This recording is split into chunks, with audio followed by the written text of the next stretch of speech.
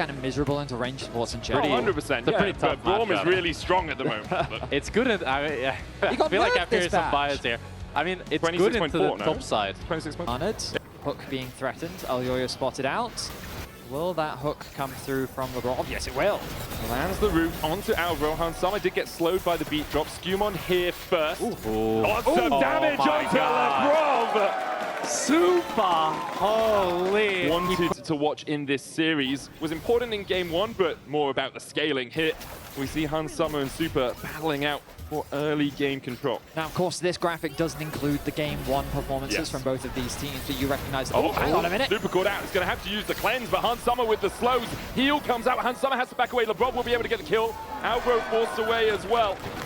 That might be a caster curse and a half as Labrov. Does he have the hook? Flashes for it. I think he was looking for the flash staggering blows there, but just not quite. Like, oh, we need to get another wave in, try and get the push in to make sure that we have an advantageous recall timing. Didn't get it, and because of that, didn't have the gold spent.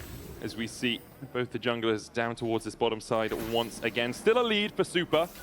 Up by about 200 gold. Very far here. That he is. Flag and drag into the hook. Alvaro, no escape.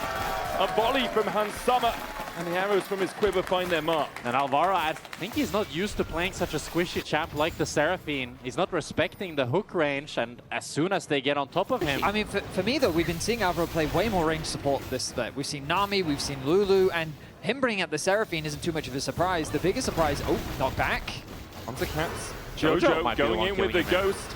Spellflux won't be enough. Counter Ghost used. So both the mid laners will be able to retreat. Labrov here, just shadowing Caps. Likely step forward to get that cannon, and Caps will be able to retreat. Okay, quite different from what we saw in game one. A lot of skirmishing. To hold the wave for Caps. We saw Jojo actually stopping his recall, deciding now he is going to complete it, but doesn't have the option just to TP back into the lane to reset that wave state. So he's going to lose some of the wave. Hansama still has flash. Jojopyun going on to Alvaro. The hook going between the uprights, but Alvaro without flash and only with a heal will be spotted out. Dangerous focus from Hansama is enough to secure the kill. And MKOI, they're trying to go for too much at once here, but Jojo's here. Hansama still has flash. He's going to use it to get across the wall. Ace in the hole. Labrov can block, but he doesn't. Jojo flashes forward as well. Caps not moving from the mid lane means that Labrov here is all on his lonesome. He'll go down. MKOI claim 2. A much needed roam from Jojo in the lane. Also, knowing that SkewMond is on this side of the map because he's just taking the grubs means that Myrwn does have to play a little bit more passive. Elyoya using that time, though, to come down towards the bottom side. Enchanted Crystal Arrow, Ignite on Supa. He'll cleanse it away. Labrov going to fall.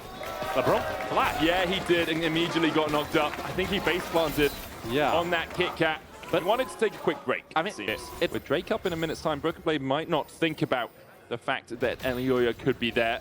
There's also the possibility of Jojo moving up with the Realm Warp, but immediately runs back. A lot of pings coming out from G2, and BrokenBlade respects the fact that perhaps there's someone there. Alvaro going to get caught out by SkewMond with that initial knockup. Alvaro does have the flash, will use it. Also holding on to that encore. Flash under tower for Alvaro. He's dead. Yeah, that means Supa's on his way. And Jojo is kind of eyeing perhaps a Realm Warp across. Beat drop. There's the dredge line out, and Hansama secures the kill. 30 seconds on the Drake. Starting that up. Oh, yeah, they've started it up.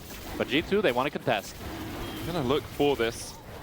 The Hex Tech Drake getting the slows. TP behind here by BB. No equalizer for him. Arrow's going to hit onto Elyoya. Crescent Guard out, Cap with a seismic shove back, and the shield from the Locket still rooted. A volley over the wall will kill off Alvaro. Elyoya falls second, and now Jojo tries to join the fray, but immediately is knocked up. The chase continues for SkewMond, and Supa, the last man standing, but he'll burn where he stands. BB! Even quicker than their opposition, and their collapse was so fast, the KOI didn't really have a good response. Rumble and Jace. We asked for it over and over again. Now we've seen him on it a couple of times this split. This is the 4th. There's 1, 2 of those. Alvaro with the heal. BrokenBlade flashing forward. Auto's enough. He went into the danger zone, overheated, and still manages to get himself out. Supa has to cleanse the arrow on a ward. BB has the equalizer in 2 to just look to clear this wave. Labrov comes across.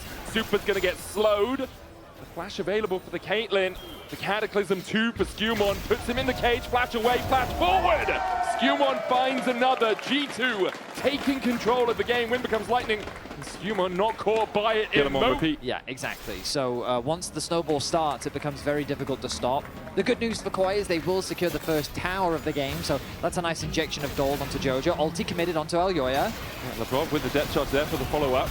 Flag and drag out, but with a hook from the dredge line. Elyoya now needs to get out. He'll flash, but he's still caught with a harpoon. We're hooking and we're fishing. The harpoon finds the whale in the jungle. Elyoya falls. Jojo's going to chase out Caps. The overload not connecting, and SkewMond already back here with that empowered recall from the Rift Herald. Can look for Jojo too. Weaver's wall forward from Caps. Jojo trying to trade in. The seismic shove will knock him back. A flag and drag to follow up. A realm warp. Jojo flashes and escapes. Fancy feet from the Rise. Who earned the finals MVP. It was he who got the better of Elyoya in that finals. After Elyoya came into the finals, considered to be the better jungler in that matchup. This man is stepping up today as BrokenBlade now the target. Calling the ram. BrokenBlade locked in the alcove. Elyoya here to keep him in. Flame Spitter out. Elyoya has no ult, but I don't think BrokenBlade has the damage to work through both of these right now. They dodge away from the harpoon. Wind becomes lightning. BrokenBlade still getting chased out. No equalizer for him too. In the end, should die even with the scrap shield. Caps comes across Myrwn, flashes forward, dodges the seismic shove, and will escape the tower's clutches, but the chase perhaps can continue. A TP out from Myrwn. SkewMond looking for the flank as well. The arrow! Elyoya dodges. Alvaro and Supa on their way up here to make sure that Elyoya can extricate himself from a sticky situation. In the second, it was G2 who brought home the title. That victory versus MKOI. It was a 3-0 in the summer, wasn't it? Yeah. In the wrong BPM, not my tempo for the rest of MKOI. BrokenBlade spots Jojo. Labrov's coming across as well. Has that depth charge. Jojo trying to trade in. Elyoya on his way to try and help out his mid laner. Equalizer down. Jojo caught with the dredge line. Elyoya dashes forward, flashed in by BrokenBlade as Jojo with an encore from Alvaro is able to find the kill. I mean, Jojo's doing his best in the situation that they've got, and the support comes in at just the right time. Now Supa caught out. SkewMond going for the chase here. An arrow goes out. Supa has to flash a flash cataclysm from SkewMond. And he lands the lance to secure the kill. He's not Alvaro done. now on his lonesome. There's a flash for Labrov. No flash for Alvaro. Flag and drag dredge line. And once again, it's hook, line, and sinker as Alvaro falls. And SkewMond, what a beat! You can't even... The ballet shoes on this game, it seems. Elyoya and MKOI will start up the Drake. Hansama still has the arrow. Labrov still has the depth charge. Dreadline lands onto Myrwn. Call of the Fortune coming out. Equalizer on the backline. Encore for the follow-up. Lands onto 3. The charm in. Elyoya dives forward. A crescent guard for the retreat. Myrwn on the front line. SkewMond chased up towards the top side. Goes in with the cataclysm. And now Caps and Hansama begin to open up. They're locked in a cage. And MKOI are just food for G2. The fight looked so good for MKOI, but SkewMond just keeps delivering as he takes down 4 members. Caps with the Cloud Soul takes down Jojo as well. It's an ace for G2.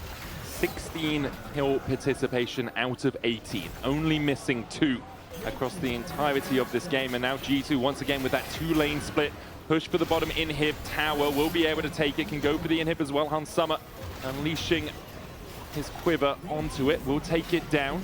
G2 still have 90 seconds on the Baron. SkewMond making sure that cannon minion is buffed up. MKOI trying to defend the mid lane for now as Jojo split pushes. Hansama's hitting the Nexus turret. That he is, 1 down, they do respawn. Jojo now back, has the actualizer complete. I remember this from the regular season, a rise on a base defense with the actualizer just completed. Can MKOI pull the rabbit out of the hat? Can they get a little bit of sleight of hand? G2 not giving them the fight for now. The mid inhib is down, the arrow goes in, the equalizer too. An actualizer does not beat an equalizer, it seems, as Jojo falls first. Myrwn still on that front line, but MKOI having to back away. Crescent guard out by Elyoya, but the dash in from SkewMond. Elyoya falls as G2 wipe them away in the base. A 5-0-8 to top off a 27-minute win. The early game.